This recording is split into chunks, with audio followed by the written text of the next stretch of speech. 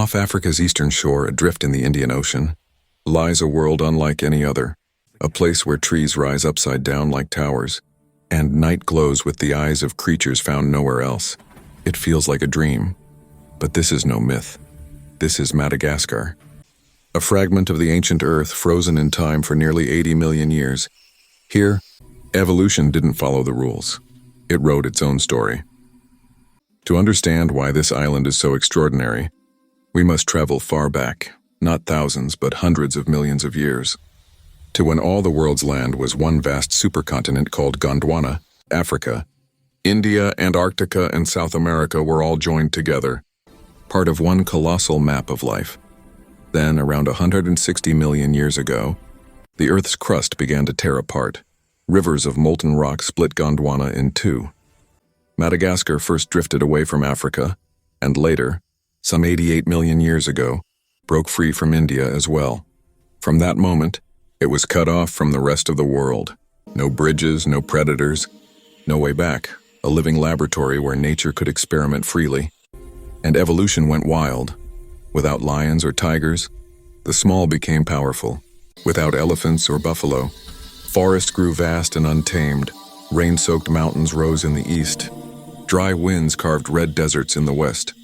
Madagascar became two worlds on one island, half lush rainforest, half arid plain. In this divided paradise, life evolved into endless forms. Geckos vanished into tree bark, frogs lived their entire lives in the canopy, and small primates, the ancestors of lemurs, somehow floated across from Africa on rafts of tangled roots. Once they arrived, they never left. They thrived, multiplied, and became over 100 species, each with its own song, its own rhythm, its own way of life. But to see where it all began, we must imagine Madagascar 70 million years ago, during the age of dinosaurs. The climate was steamy and tropical. Mangroves and swamps stretched as far as the eye could see. The air buzzed with giant insects, frogs the size of melons, and reptilian predators that ruled both land and sky. Among them was Majungasaurus, the island's fearsome hunter, 7 meters long, thick-skulled and built for brutality. Food was scarce, and when hunger struck, it turned on its own kind. Fossils bear the bite marks of Majungasaurus upon Majungasaurus, proof that even among giants, survival came at a terrible price.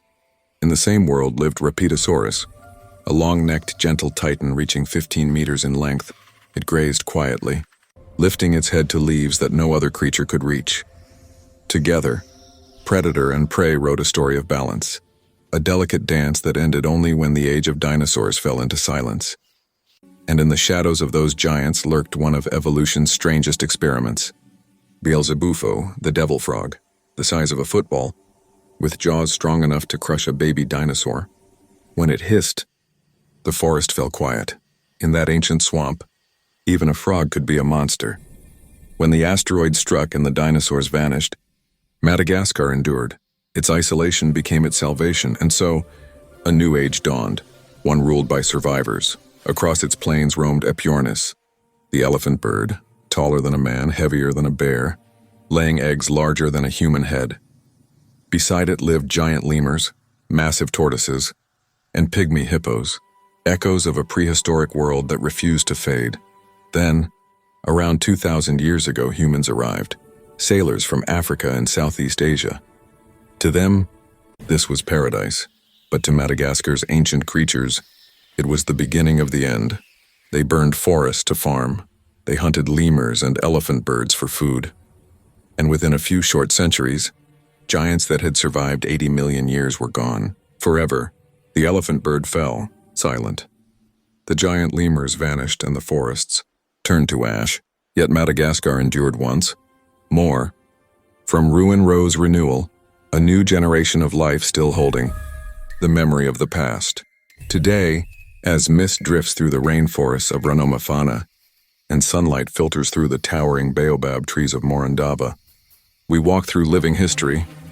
These baobabs, the upside-down trees, can store thousands of liters of water, surviving centuries of drought.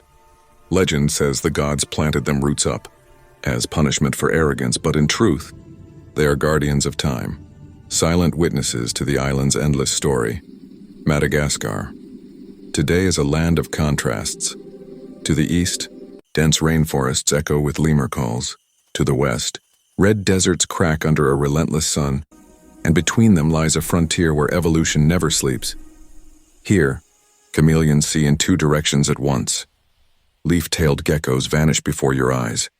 Tiny lemurs, no bigger than your palm, leap through moonlight, every branch, every insect.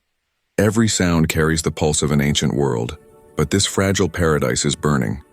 In just 1 century, over 90% of Madagascar's forests have been destroyed. Each fire erases a web of life millions of years in the making. Lemurs lose their homes. The fossa, the island's only true predator, vanishes deeper into the shrinking forest.